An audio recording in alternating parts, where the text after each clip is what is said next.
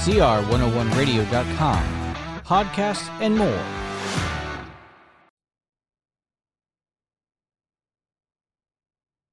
This is R.J. Rushdoony, easy chair number 61, January the 5th, 1984.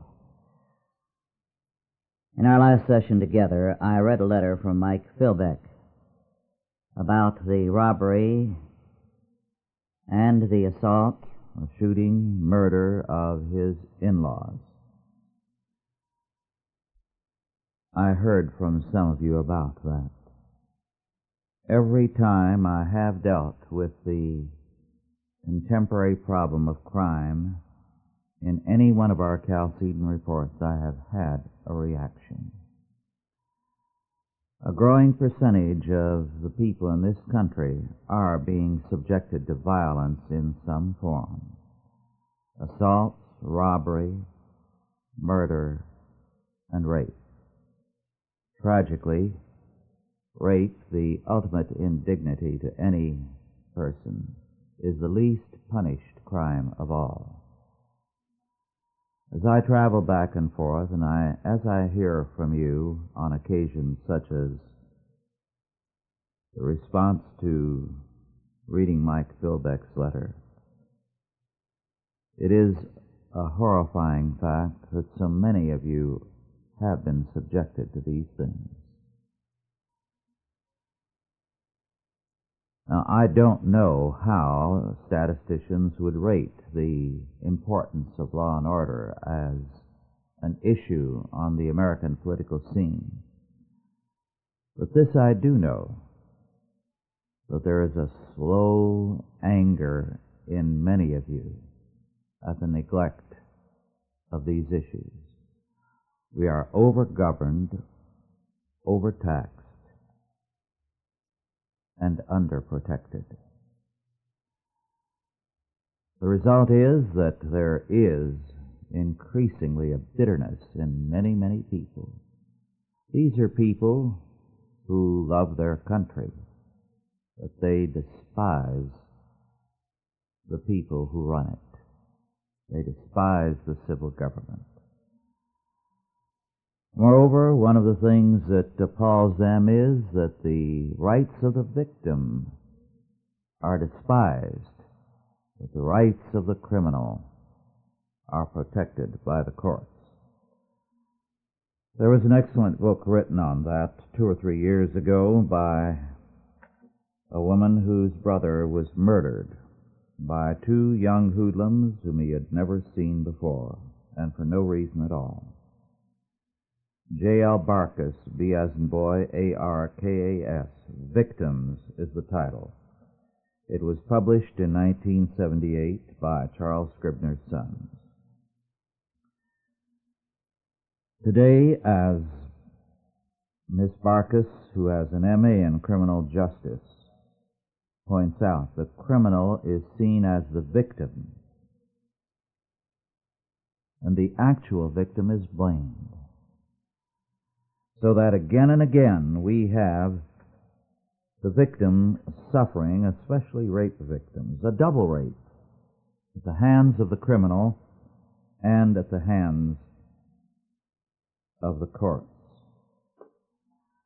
We have a kind of sentimentalism which Khalil Gibran in The Prophet expressed openly, and I quote, "The murdered is not unaccountable for his own murder, and the robbed is not blameless in being robbed," and so on. Now that kind of thing is contemporary sociology. It governs our courts to an appalling degree. It governs the pleas of not guilty by reason of insanity, and much, much more. We have seen in recent years some compensation made to victims, but the compensation is very meager. To cite Barkas, Mr. and Mrs. Walker were shopping at their local grocery store in Brooklyn on December 14, 1974. Suddenly, a 30-year-old man entered the store, pulled out a revolver, and demanded that Mr. Walker give it over. He then shot Mr. Walker in the stomach. Walker died before reaching the hospital. At the time of his murder, Mr. Walker, a construction worker, was earning $1,000 a month. His life insurance policy benefits and small savings left his 44-year-old widow and 9-year-old daughter only $11,000. Almost 2 years later, the New York State Crime Victims Compensation Board awarded Mrs. Walker $15,000 for the loss of her husband's earnings, and as reimbursement for the funeral expenses, which amounted to $1,625.50. Mrs. Walker would receive no further crime-related benefits, and her $200 a month Social Security benefits from the federal government barely covered her rent. She worked as a practical nurse to supplement that income. The defendant was tried and convicted of manslaughter. He was sentenced to serve 20 years to life in a state prison. By the time of his release, the murderer would have cost the state of New York a minimum of $220,000, based on the 1976-77 cost of $10,537 to imprison each of the 10,020 incarcerated felons in New York State. That, by the way, does not take in inflation. The state correction budget for 1976 to 77 was $240 million. In that same year, the Crime Compensation Board was appropriated $3 million to give to victims. $3 million is against $240 million. Is it any wonder there is bitterness in the country? On top of that, not all states give any compensation to the victims. Moreover, when you read about cases such as the Hillside Strangler, and one such book is Ted Schwartz, Schwarz, The Hillside Strangler, A Murderer's Mind, published by Doubleday in 1981. The interesting thing about this book is that when the Hillside Strangler was arrested, one psychiatrist after another was hired by both sides to determine whether or not he was actually criminally insane, whether his multiple personality, so-called, was responsible, or whether he actually knew what he was doing. A great deal was spent trying to determine whether or not he could be held accountable before he was ever brought to trial. Well, the result is a very great decline in any confidence in civil government in this country. A few years ago, Anne Russell wrote a brief poetic description of personal irresponsibility. At 3, I had a feeling of ambivalence toward my brothers, and so it followed naturally I poisoned all my lovers. But now I am happy. I have learned the lesson this has taught, that everything I do that's wrong is someone else's fault. Now that's the lesson we are teaching criminals, we're teaching students in schools, we're teaching everyone. I was interested as a result to read this past week the comments of an historian, S.S. Acquaviva. in his book, The Decline of the Sacred in Industrial Society, published by Basil Blackwell in Oxford in 1979. Not a particularly good book. However, Aquaviva, who shows emphatically no evidence of any Christian faith, nonetheless is concerned about what the decline of the sacred means for human society. I quote from his conclusion: "All that can be said with certainty is that the decline of the sacred is intimately connected with the changes in society and human psychology. It cannot be considered as merely a contingent fact. It is associated with a collapse, whether temporarily or finally, of traditions, cultures, and values. From the religious point of view, humanity has entered a long night that will become darker and darker with the passing of the generations, and of which no end can yet be seen. It is a night in which there seems to be no place for a conception of God, or for a sense of the sacred. And ancient ways of giving significance to our own existence, of confronting life and death, are becoming increasingly untenable. At bottom, the motivations for religious behavior and for faith persist. The need to explain ourselves and what surrounds us, the anguish and the sense of precariousness. But man remains uncertain whether somewhere there exists or ever existed something different from uncertainty, doubt, and existential insecurity," unquote. Now that's a good statement, and it puts in a nutshell modern man's predicament. There is nothing for him to believe in. That creates a crisis. The modern state is systematically working to destroy Christianity. Our Supreme Court is a humanistic court of humanistic high priests.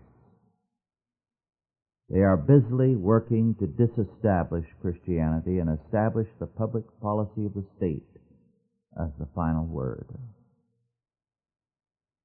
But at the same time, what they are doing is to destroy authority. Humanism is incapable of establishing authority. In our last session together, I dealt with Michael Harrington's Politics of God's Funeral. And of course, he saw the implications. If God is dead, why should I obey anybody? And who has the right to tell me what to do? Now, this is the crisis of the modern age. It is a crisis that began with the Renaissance. Temporarily, that crisis was rolled back by the Reformation and then the Counter-Reformation. But both were dead after 1660. The march of humanism continued. The net result has been the growing collapse of authority in the Western world. And because the Western world has promoted its humanism through education all over the face of the globe, it is a crisis that now affects increasingly every state. The crisis of authority. In terms of that, I think it is very definitely worthwhile to glance at something, a subject I intend to return to in some writing I'm doing. Henry Bamford Parkes, P-A-R-K-E-S, The Divine Order, Western Culture in the Middle Ages and the Renaissance, published by Knopf in 1969 and out of print. But one point that Parkes makes on page 10 in a footnote: which is very telling. He says that, prior to this, that despotic government based frankly on force was seen at the time of the Renaissance as the only remedy for the disintegration of society. Now to quote, "The Italian city-state society had completely lost all sense of legitimacy, so that any government had to be based frankly on force and fraud." Machiavelli realized what had happened, but he could not find a solution to the problem, which was, in fact, insoluble.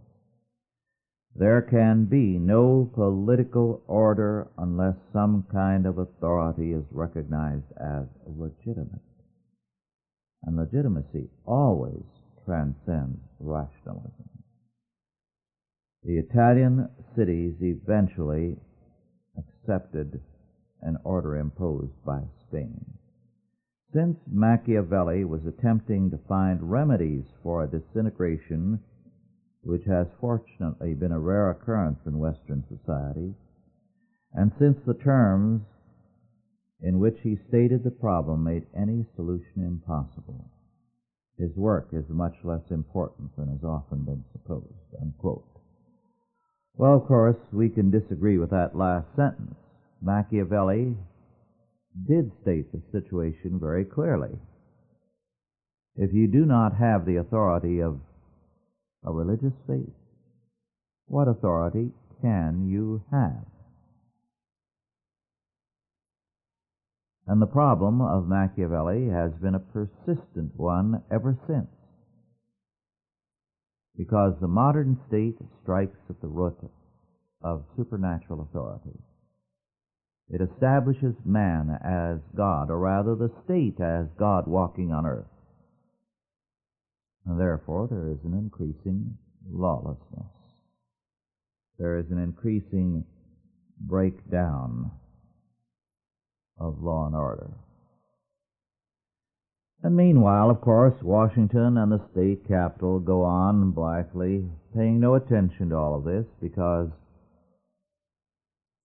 they are coasting on the order of the past, and they assume that people are going to go on accepting things. But let me call attention to one simple fact.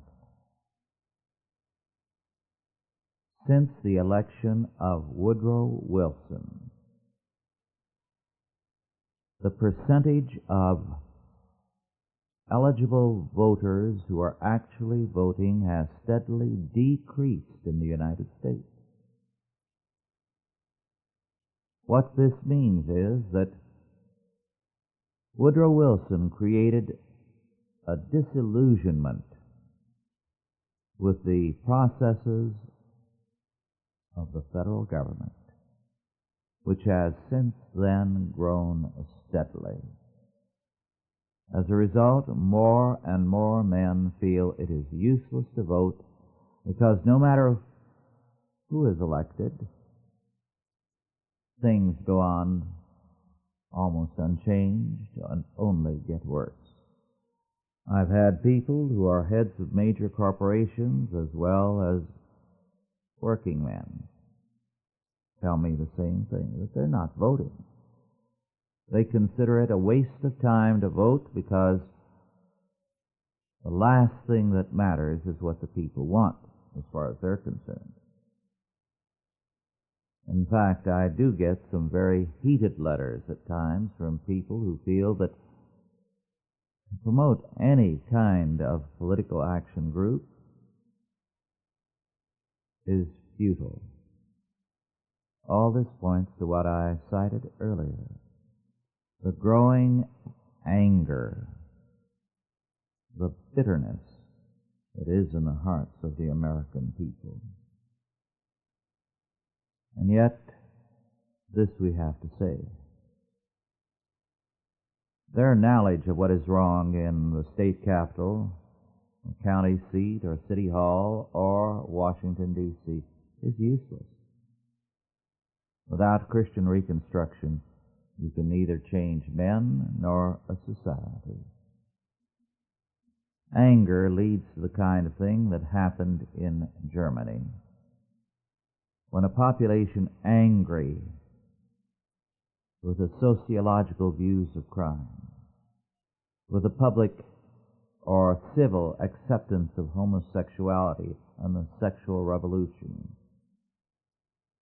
rebelled against everything and voted for the perverse man to proclaim that he was for law and order, Adolf Hitler. They didn't buy most of his programs. They bought his demand for order. He promptly provided order of a sort, and therefore many of them were ready to forgive a great many other things he did. That's the danger of anger in and of itself. It can lead to ugly consequences. We need to work for Christian reconstruction and at the same time for political change. There's another factor. In an interesting book by James Buchanan Gibbon, Society and Homicide in 13th Century England, which may or may not be in print. It was published by Stanford University Press in 1977. There is this interesting statement. I quote, "The work of psychiatrists has indicated that inability to think about the future is a contributing factor in violent behavior. A person who is unable to think beyond the short-range outcome of his immediate plans either may not realize the consequences of his actions or may find an interference so intolerable that he will react violently. Without too much distortion, this insight can be applied to medieval England. Medieval Europeans did have a concept of time, but it was not the carefully calibrated and rigidly delimited time of the industrial world. Mechanized clocks only came into use in the early 14th century.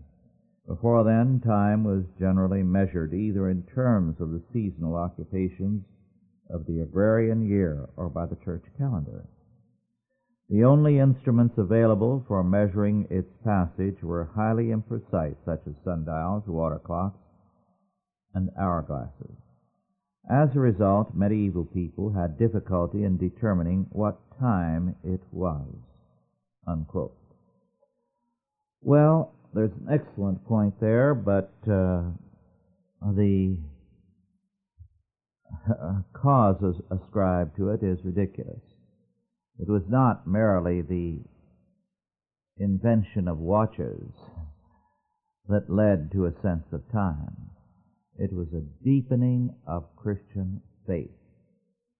We are in a rebellion against Christianity and its concept of time today, which is a concept of the future. People who have a sense of the clock of time have future orientation. And we have many popular thinkers today who rail against our clock-bound, time-bound culture.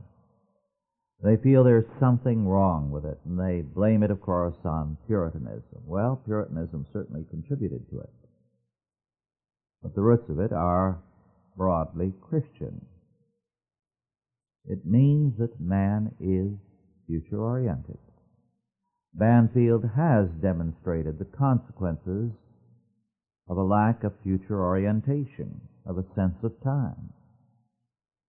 People who lack it, who are purely present-oriented, no matter what their background and their education, are lower class.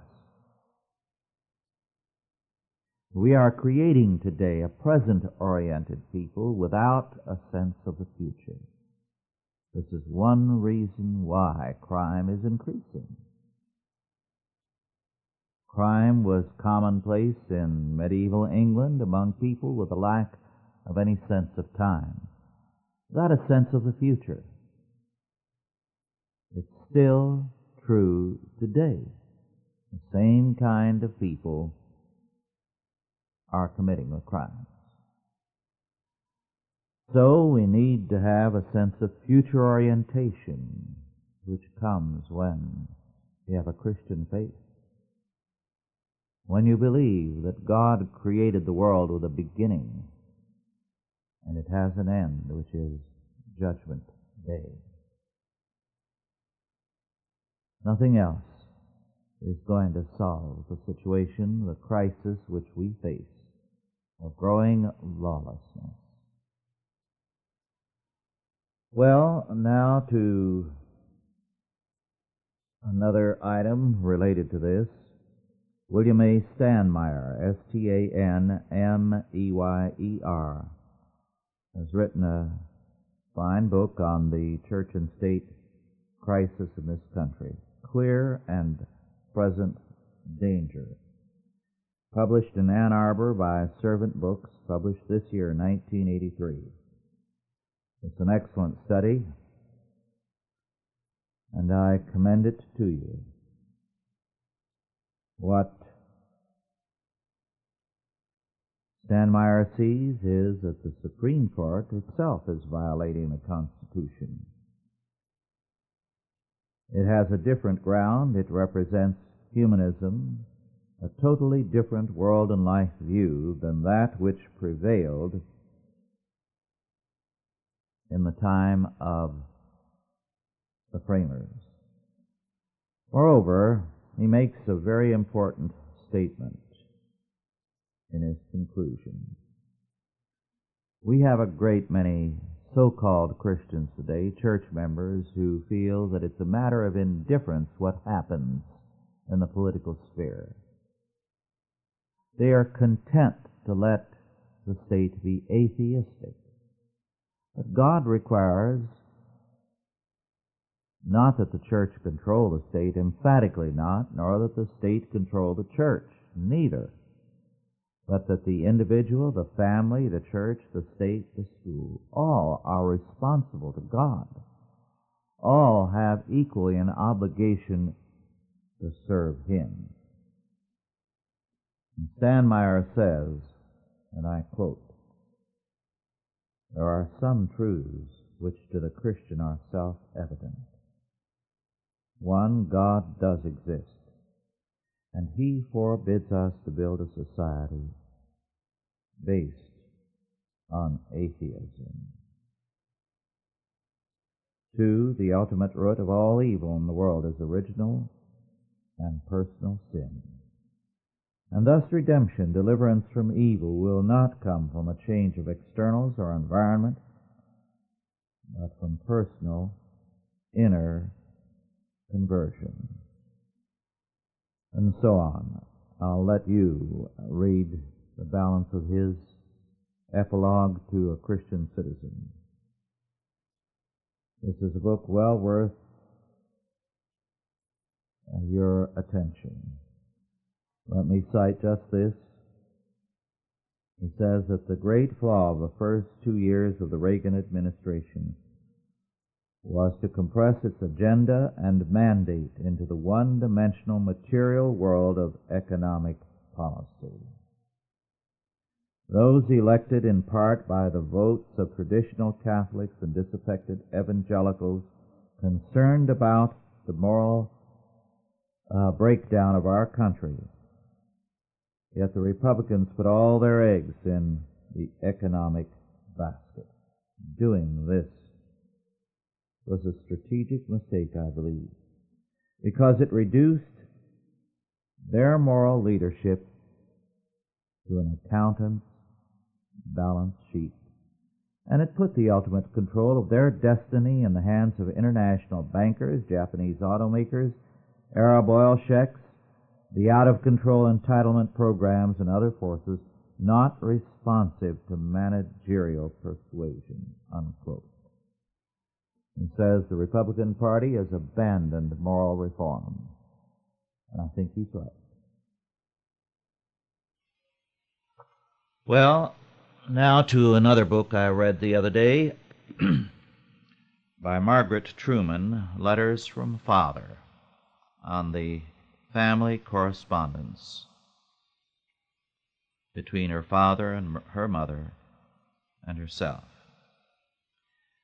The thing that comes through in Harry Truman's letters is that he was just the kind of man I was referring to now. The church member who feels he can go to church and believe every word of what he's taught, with no belief that it has anything to do with this world. The frame of reference is just to getting to heaven or to the rapture or to something like that, not to political order, to economic order, the moral order of the world around us. Truman comes through, therefore, as a reasonably decent citizen who was very much a family man, but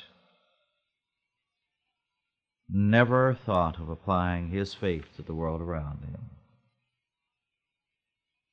This one letter, by the way, is interesting in one side of Truman that is particularly bad.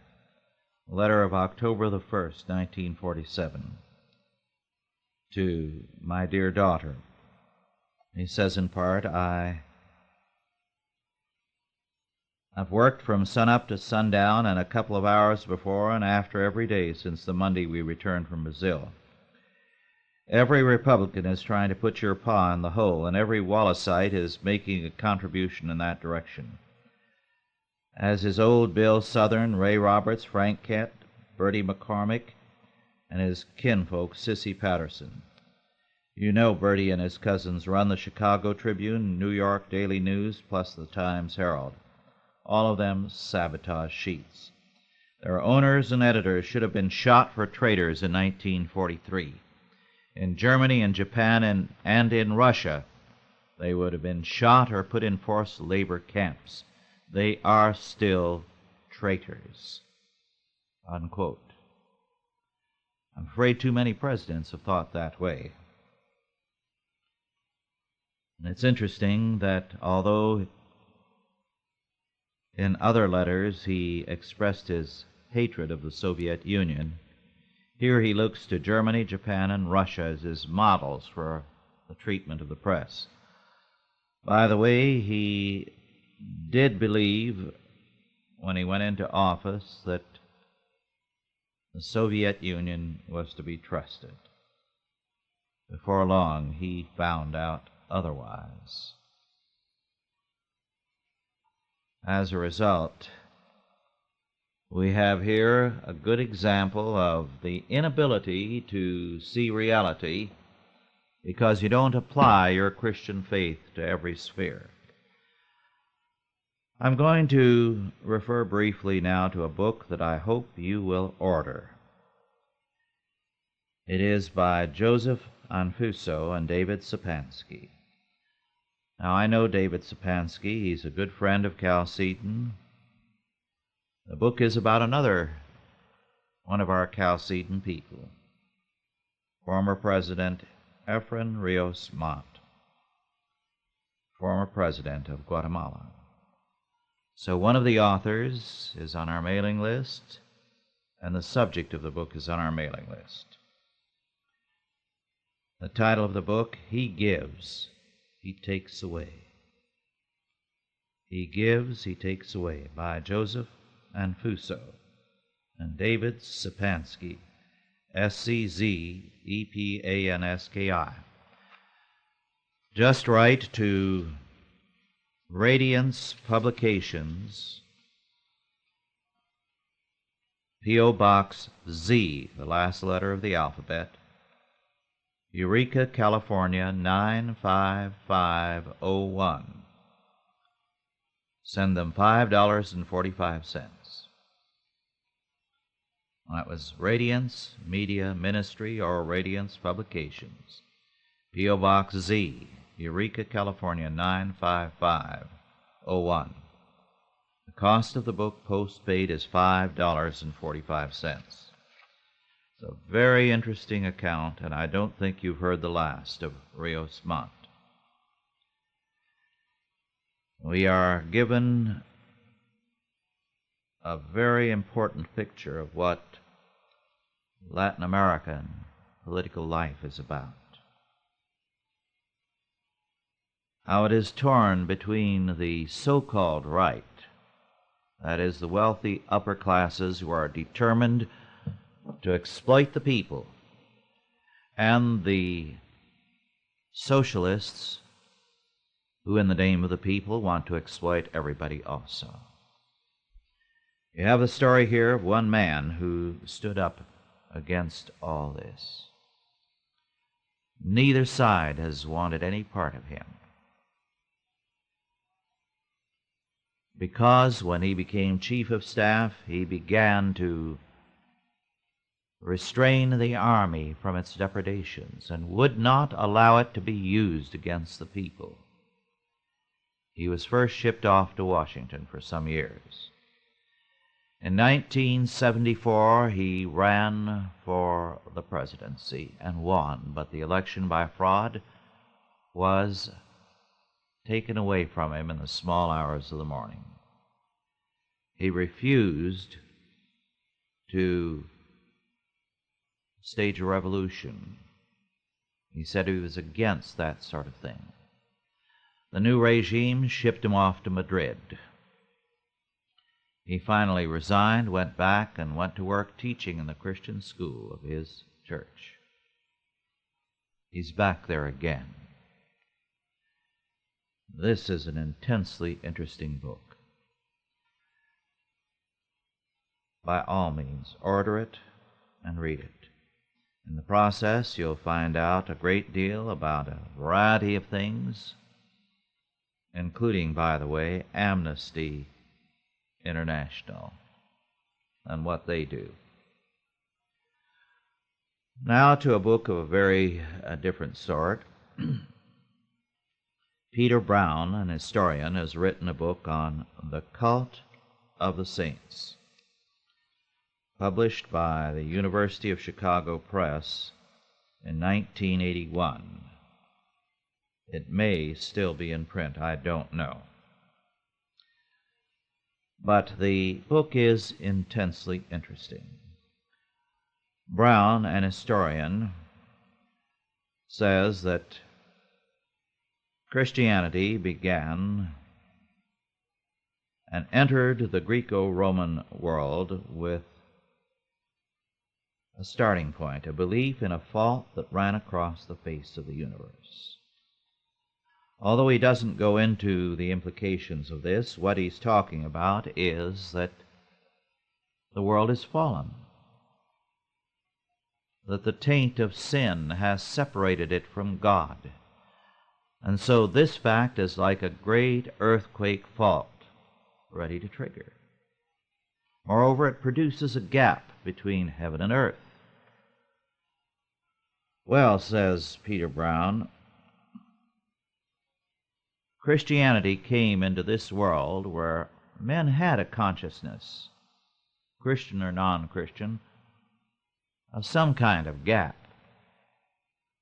They were not ready to say it was sin if they were pagan, but they knew there was a division. The gods were remote, or God was remote. And the Christians said the gap was bridged. Not only so, but by believing in the resurrection of the dead, they held that one day that gap would be abolished. Moreover, there was still another fact. The saints, the martyrs who gave their lives for the faith, had in their great and remarkable witness, rising above the pain of torture and being able to make a witness to those round about them, were seen as somehow having, for the moment, bridged the gap. The power of God, in other words, was manifest in them at that moment. As a result, there was a tremendous interest in the graves and the relics of these martyrs, these saints. It even had an impact on the pagans. First, the pagans who disliked anything connected with death or any reminder of death were horrified and angered with a deep religious anger concerning the Christian care of the dead and of graves. It was offensive to them to have the fact of death confronting them so consistently. On the other hand, it was also clear to some of them that somehow these saints had in their witness bridged that gap. This was so startling a fact that even a pagan emperor, the emperor of the Persian Empire, outside the boundaries of the Greco-Roman world, actually sent a very large silver tray to the grave of a saint because he wanted some kind of approval from heaven. Now, as Brown says, this is what led to the cult of the saints, a very important fact. Now, he does say there were pagan survivals that went into the cult of the saints, but the basic fact, as this historian sees it, and I think he is right, is that the cult of the saints was created by that fact that here in the midst of all the horrors of the persecuting Roman Empire, the declining law and order of the day, the rising tide of homosexuality, abortion, and criminality, some people transcended this world for a moment in their martyrdom. Moreover, he says, there was another factor that was most impressive. Roman gift-giving was an act of politics. The state gave to the poor to quieten the mobs, bread and circuses to keep them happy. The rich gave for political reasons and to make an impression. But here was almsgiving as justice and mercy. This was a remarkable fact. It carried a great deal of weight throughout the empire. And as a result, these saints were recognized and known, whether they were approved of or not, by people outside the Christian boundaries. As one writer of the day said, and I quote, "The philosophers and the orators have fallen into oblivion. The masses do not even know the names of the emperors and their generals. But everyone knows the names of the martyrs better than those of their most intimate friends." Unquote. A very significant fact. Very significant. Well, now to something somewhat related. One of you, Grace Flanagan, loaned me a very interesting book by a surgeon, Maurice Rawlings, M.D., Beyond Death's Door. This was published and may still be in print by Thomas Nelson and also in paperback by Bantam Books.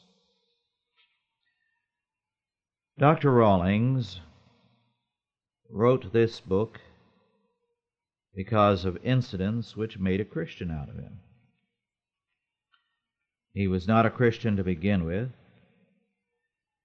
and what he found was that some very shocking experiences were taking place.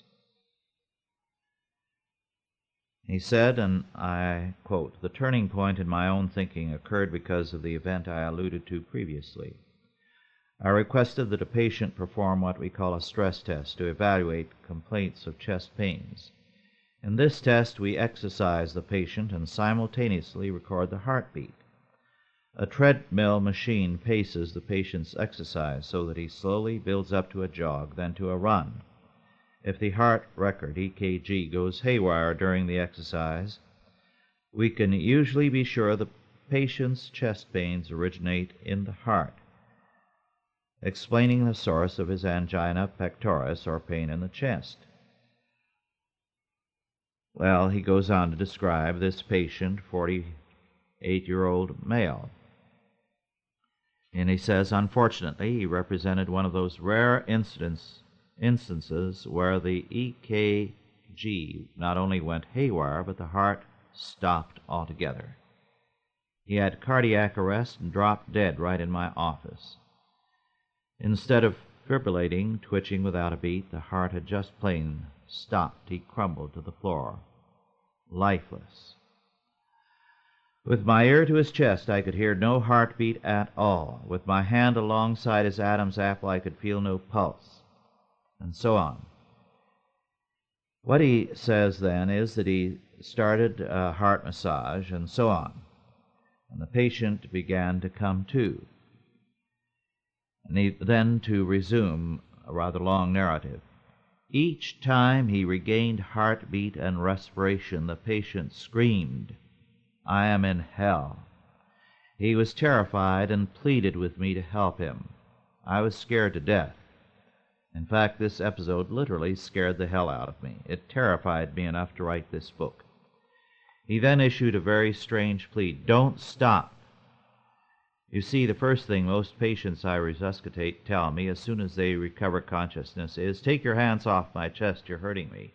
I am big." And my method of external heart massage sometimes fractures ribs. But the patient was telling me, "Don't stop." Then I noticed a genuinely alarmed look on his face. He had a terrified look, worse than the expression seen in death. This patient had a grotesque grimace expressing sheer horror. His pupils were dilated, and he was perspiring and trembling. He looked as if his hair was on end. Then still another strange thing happened. He said, "Don't you understand? I am in hell. Each time you quit, I go back to hell. Don't let me go back to hell." Being accustomed to patients under this kind of emotional stress, I dismissed his complaint and told him to keep his hell to himself. I remember telling him, "I'm busy, don't bother me about your hell until I finish getting this pacemaker into place." Then he goes on to say, after several death episodes, he finally asked me, "How do you stay out of hell?" How do I stay out of hell? I told him I guessed it was the same principle learned in Sunday school, that I guessed Jesus Christ would be the one whom you would ask to save you. And so on, he describes what happened. Later, the man had no recollection whatsoever of what he had experienced. And he found that people who have this heart arrest and are for a moment dead either find themselves in heaven or in hell, but they have no recollection on being revived of hell.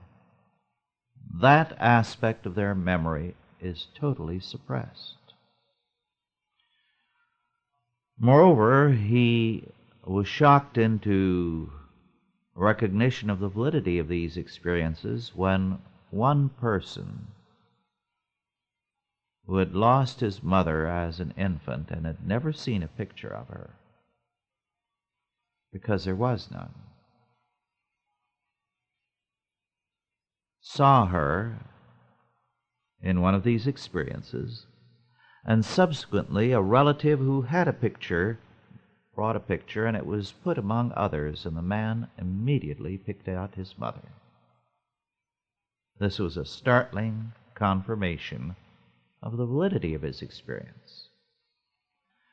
Well, this is an interesting book, Beyond Death's Door by Dr. Maurice Rawlings, published by Bantam Books in paperback and Thomas Nelson in hardback. Speaking of Thomas Nelson, they are one of our finest publishers, not only of Bibles, but of good Christian books. But I'd like to call attention to a turkey because it's being very widely advertised, and the Conservative Book Club has chosen it. It is by John Weister, W-I-E-S-T-E-R, The Genesis Connection. Well, the Genesis Connection is everything that a religious book ought not to be. Because what the author does is to go to modern science, which he believes in every jot and tittle. It doesn't occur to him to question anything that science has said about the origins of the universe. And then he tries to say that all this confirms the Bible. Well, how does he get to that conclusion? The same way every book written by some of these characters who are going to say that you can reconcile contemporary science in its doctrine of origins and the Bible. You say, well, science has proven that there is a fundamental order in the universe, and the Bible tells us there's a fundamental order. That's like saying that Andropov and you and I are in total agreement because we are human beings. We have the same physiological structure. Well, of course, there's a given order in the universe. The scientists, of course, theoretically affirm chance, but all their work presupposes God's order. But they don't believe in God. And they don't believe that the order is God created. It's an accidental order. What Weister does is to assert the authority and infallibility of science and put the Bible to very, very cheap use. So I usually don't go into books I have no use for, but since this has been promoted somewhat, I thought I'd better warn you away from it. It's not much of a book. Well, there's a great deal more that I could go into, but time is running out. I'm sorry that I had to go into so much of the depressing at the beginning, the crime picture. I can understand the reaction of many of you to Mike Philbeck's letter. Anyone who has been through that kind of an experience, seeing their loved ones killed, or assaulted and savagely beaten, or robbed, or someone you love raped, or being raped yourself. It's not something you get over easily, and it leaves deep scars.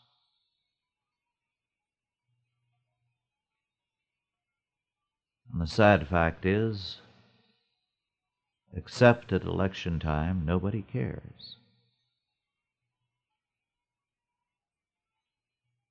The policemen I know feel nothing but a growing sense of impotence over it. The courts will not convict in too many cases, and district attorneys will not take a case to court unless there's some plea bargaining in most cases. After all, they like to build up a record of convictions. And so there is a bitterness among many, many police officers I know, a feeling of helplessness.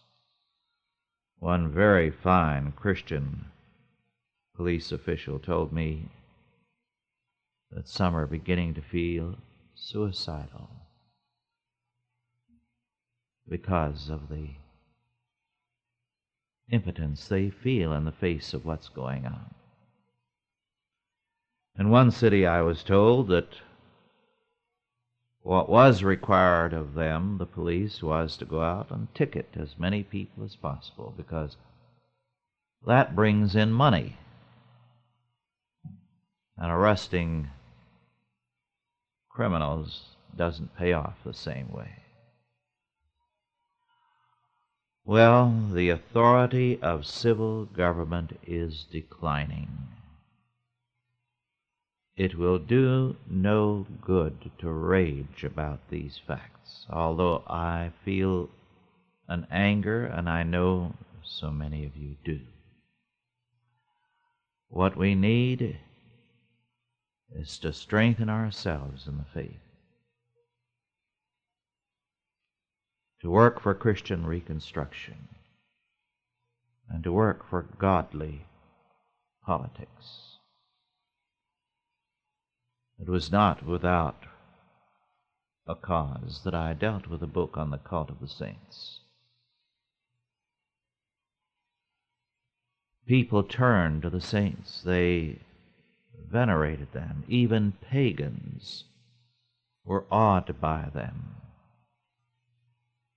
because for a moment they saw in their lives the power of God in history. Now, every one of us can have that power.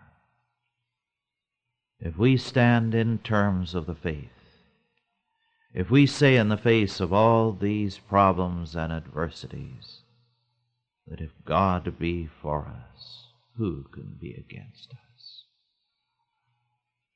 For he hath said, I will never leave thee nor forsake thee, so that we may boldly say, the Lord is my helper. I shall not fear what man may do unto me. Well,